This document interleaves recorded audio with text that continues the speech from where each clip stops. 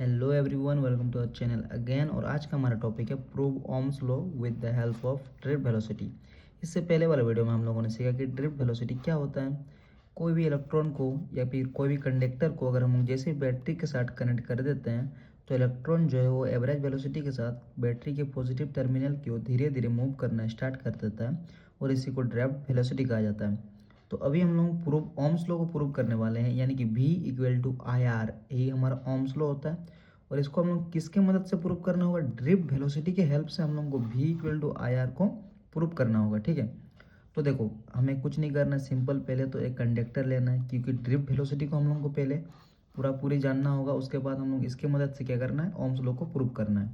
तो पहले हम लोग ड्रिफ्ट वेलोसिटी को जो एक फिगर है उसको बनाते हैं। तो पहले एक कंडक्टर लेते हैं, कंडक्टर के अंदर बहुत सारा इलेक्ट्रॉन होगा और इस सब को हम लोग क्या करते हैं, एक बैटरी के साथ कनेक्ट कर देते हैं।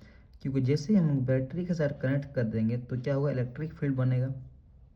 जैसे ही इलेक्ट्रिक फील्ड बनेगा तो वैसे ही इलेक्ट्रॉन अपना रैंडम मोशन करना छोड़ देगा और एक डायरेक्शन में मूव करेगा।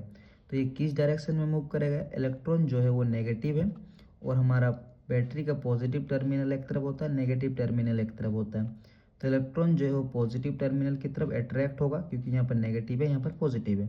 तो ये आराम से इधर मूव करना, किसी एक एवरेज वेलोसिटी के साथ मूव करना स्टार्ट कर देगा और इसी मूवमेंट को ही तो हम लोग ड्रिफ्ट वेलोसिटी कहते हैं। तो ये जैसे ही इधर मूव करना स्टार्ट करेगा हमारा ड्रिफ्ट वेलोसिटी बनना स्टार्ट हो जाएगा। और एक कंडक्टर का लेंथ हम लोग एल मान चुके हैं और यहाँ पर कुछ एरिया लिए हैं, यानी कि क्रॉस सेक्शन एरिया, उसको ए माने हैं। ठीक है, तो अभी देखो हमें क्या क्या हम लोगों ने इस पिक्चर में क्या है, फिगर में क्या है, उसको कंसिडर करते हैं, उसके बाद आगे बढ़ते हैं। तो देखो, let us consider a conductor having n number of electrons is connected with a battery of potential difference V and length of conductor L as shown in figure. यानी कि क्या किए हम लोग सबसे पहले तो इसमें कह रहा है कि हम लोगों ने एक कंडक्टर लिए हैं जिसमें हमारा n नंबर्स ऑफ इलेक्ट्रॉन्स है और इसको हम लोग एक बैटरी के साथ कनेक्ट कर दिए हैं जिसका पोटेंशियल डिफरेंस V है और इस कंडक्टर का लेंथ L है, जो कि आप लोग इस फिगर में देख सकते हैं।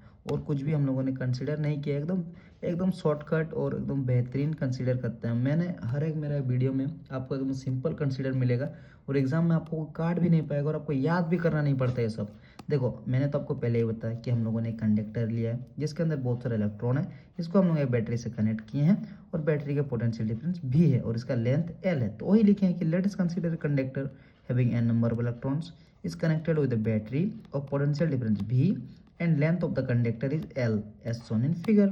कुछ और नहीं करना है, तो एकदम सिंपल से कंसीडर है। इसके बाद देखो क्या करते हैं, इसके बाद देखो क्या करना है, वॉल्यूम ऑफ कंडक्टर, यानी कि जो हमारा कंडक्टर का वॉल्यूम है उसको पहले हम लोगों को निकालना होगा। तो वॉल्यूम ऑफ कंडक्टर क्या है? V इक्वल टू, हम वॉल्यूम का जो फॉर्मूला होता है वो क्या आता है, V equal to L into B into H, यानी कि लंबाई गुना चौड़ाई गुना ऊंचाई। ठीक है, तो V equal to L into B जो होता है वो एरिया का फॉर्मूला होता है, यानी कि area equal to L into B होता है। तो L इंटू बी की जगह पर हम लोग एरिया लिख सकते हैं A, और इंटू में H का H, तो V equal to A into H मतलब क्या होता है, ऊंचाई, और ऊंचाई को हम लोग H लिखे या L लिखे कोई फर्क नहीं पड़ेगा, तो L लिख देते हैं। फिर देखो V इक्वल टू A की जगह पे A, और ये जो लेंथ है हमारा, लेंथ को हम लोग डिस्प्लेसमेंट भी कहते हैं, क्योंकि डिस्प्लेसमेंट मतलब भी लेंथ होता है। ठीक है, मतलब डिस्प्लेसमेंट मतलब क्या होता है, एक सीधी रेखा, कोई इधर उधर टेढ़ा बका नहीं होता। तो क्या होता है, सीधी रेखा होता है, और लेंथ मतलब भी एक सीधा रेखा होता है। तो लेंथ को हम डिस्प्लेसमेंट भी कह सकते हैं, और डिस्प्लेसमेंट का फॉर्मूला क्या होता है, V/T। तो V/T होता है, तो V की जगह पे हम लोग VD लिख सकते हैं, क्योंकि हम ड्रिफ्ट वेलोसिटी के बारे में बात कर रहे हैं। तो ड्रिफ्ट वेलोसिटी में जो वेलोसिटी होता है वो क्या होता है, एवरेज होता है। तो इसीलिए हम लोग V और D लिखते हैं, यानी कि ड्रिफ्ट वेलोसिटी निकाल रहे हैं इसमें। ठीक है, उसके बाद देखो T का T लिख दिए हैं, इसको हम लोग इक्वेशन 1 मान लेते हैं। उसके बाद देखो क्या करते हैं, देन देखो हम लोग क्या करते हैं, लेट एन, हम लोग मानते हैं, लेट मतलब मानते हैं कि n equal to number of free electrons in a unit volume, यानी कि यूनिट वॉल्यूम को हम लोग n से डिनोट करेंगे और टोटल वॉल्यूम को n इंटू भी, और भी का फॉर्मूला जस्ट हम लोग थोड़ा सा पहले ही पढ़े कि AVDT आया था हमारे इक्वेशन 1 में, जो कि ठीक है। तो n इंटू भी के जगह हम लोग लिख सकते हैं AVDT, और n मतलब क्या होता है, number of free electrons in unit volume. क्योंकि हमें देखो पूरा वॉल्यूम निकालना होगा, तो पूरा वॉल्यूम निकालने के लिए हम लोग सबसे पहले क्या करेंगे, एक छोटा सा वॉल्यूम निकालेंगे, उसके बाद सबको उन सबसे पूरा का पूरा वेलोसिटी से इंटू कर देंगे, तो ही हमारा पूरा वॉल्यूम आ जाएगा। तो इसीलिए n इंटू AVDT कर दिए हैं। ठीक है, उसके बाद देखो नाउ हम लोगों ने टोटल वॉल्यूम निकाल लिया है कि n इंटू ए भी डी टी, और अभी हम लोग टोटल चार्ज निकालने वाले हैं। और चार्ज का फॉर्मूला हमें पता है n इंटू ई, जो कि हम लोगों ने चैप्टर 1 में ही पढ़ा है कि q equal to N E. ठीक है, तो क्या होगा इसमें, देखो number of free electron into elementary charge, इन दोनों को अगर इंटू कर देंगे तो हमें टोटल चार्ज मिल जाएगा। तो नंबर ऑफ फ्री इलेक्ट्रॉन तो यहीं पे निकल चुका है हमारा। देखो n मतलब क्या होता है, मैंने पहले ही कहा था कि नंबर ऑफ फ्री इलेक्ट्रॉन्स। तो नंबर ऑफ फ्री इलेक्ट्रॉन्स का फॉर्मूला क्या है, n इंटू ए भी डी टी, और इंटू में एलिमेंट्री चार्ज मतलब क्या होता है, माइनस ई होता है, मतलब इलेक्ट्रॉन होता है उसी को, और इलेक्ट्रॉन में तो माइनस चार्ज होता है तो माइनस लिख दिया। ये वाला माइनस नहीं होगा यहाँ पे, ठीक है। फिर देखो टोटल चार्ज इक्वल टू क्या हो जाएगा, अगर हम लोग माइनस ई को इसके इंटू कर देंगे तो बस आगे में माइनस आ जाएगा, और N E A V D T ये सब इंटू हो जाएगा और कुछ नहीं। इसको हम लोग इक्वेशन 2 मान लेते हैं। इसके बाद देखो देन देखो क्या करते हैं हम लोग, अभी हम लोग इलेक्ट्रिक करंट निकालते हैं। ठीक है, हम क्या क्या निकाले, टोटल वॉल्यूम, चार्ज, अभी करंट के बारे में बात करेंगे। तो क्या करते हैं हम लोग करंट निकालते हैं, तो हमें करंट का फॉर्मूला पता है क्यू बाई टी होता है, I equal to Q by T. तो देखो आई का आई, और टोटल चार्ज अभी हम लोग निकाले जस्ट, तो क्यू की जगह में टोटल चार्ज को क्या करना है, पुट करना है, और इनटू में डिवाइड में टी तो था ही, तो टी नीचे और ऊपर टी, दोनों टी कट जाता है। तो दोनों टी कटने के बाद क्या बचेगा, I equal to minus N E A V D, तो N E A V D. ठीक है, ये भी डी तो छोटा छोटा है, ड्रिफ्ट वेलोसिटी है। ठीक है, उसके बाद देखो क्या करना है, आई की जगह पर आई minus N E A V D, तो देखो माइनस एन ई ए, और देखो भी डी के जगह पे हम लोग लिख सकते हैं minus E E by M into tau average. इसके पहले वाला चीज़ में ही हम लोगों ने ड्रिफ्ट वेलोसिटी में आपको पढ़ाया है।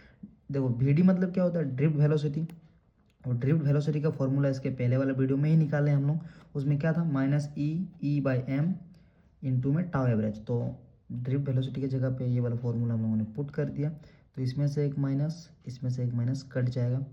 उसके बाद देखो क्या होता है, I equal to N, N का एन, और यहाँ पर एक तो ई है, यहाँ पर एक तो ई है, तो ई स्क्वायर ए का ए, फिर ये इलेक्ट्रिक फील्ड का इलेक्ट्रिक फील्ड डिवाइड में एम है, इनटू में टाउ एवरेज है। ठीक है, उसके बाद देखो क्या करते हैं, तो देखो यहाँ तक तो हम लोग सीख लिए थे कि क्या किए हैं।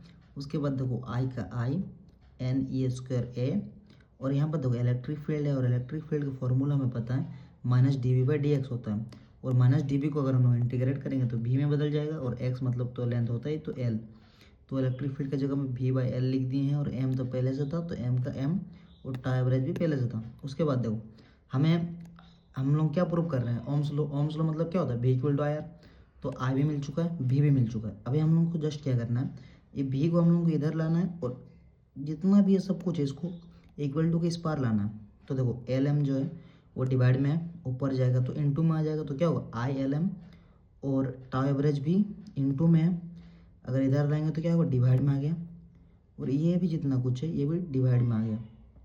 ठीक है, तो हमें क्या आ गया, भी equal to I L M by N E square A dot tau average, यानी कि भी को छोड़ के सब कुछ को इक्वल टू के इधर लाएं। इक्वल टू के इधर लाने पर क्या होता है, जो डिवाइड में रहता है वो इनटू में आ जाता है, और जो इनटू में रहता है वो डिवाइड में आ जाता है, बस।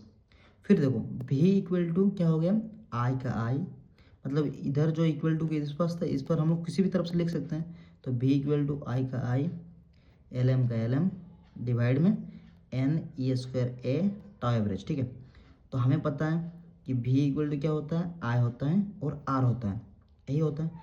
तो भी तो मिल गया, आई भी मिल गया, और आर नहीं आया है, तो ये वाला जितना भी चीज़ है इसको हम लोग आर लिख सकते हैं। तो भी डायरेक्टली प्रोपोर्शनल, उसके बाद आई, यानी कि क्या होता है, देखो भी मिला, आई मिला, और आर नहीं मिला है, और आर का मतलब ये वाला है, यानी कि आर जो है वो हमारा एक कांस्टेंट होता है, यानी कि L M N E square A tau average ये क्या है, ये कांस्टेंट होता है।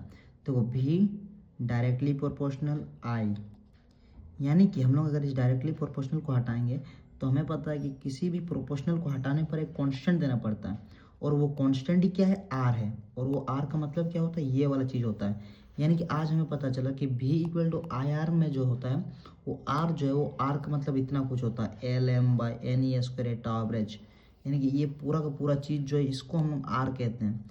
तो भी डायरेक्टली प्रोपोर्शनल आई, ये वाला हमारा प्रूव, ओम्स लॉ यहाँ से प्रूव हो जाता है। ठीक है, तो यहाँ से जैसे हम लोग कॉन्स्टेंट को हटाएंगे तो v equal to I R आ जाएगा, और r का मतलब क्या होगा, ये वाला। तो ये सब जितना कुछ भी ये सब क्या है, कॉन्स्टेंट है। तो देखो here we can see that, यानी कि यहाँ से हम देख सकते हैं r का वैल्यू क्या क्या आया, L M by N E square N tau average.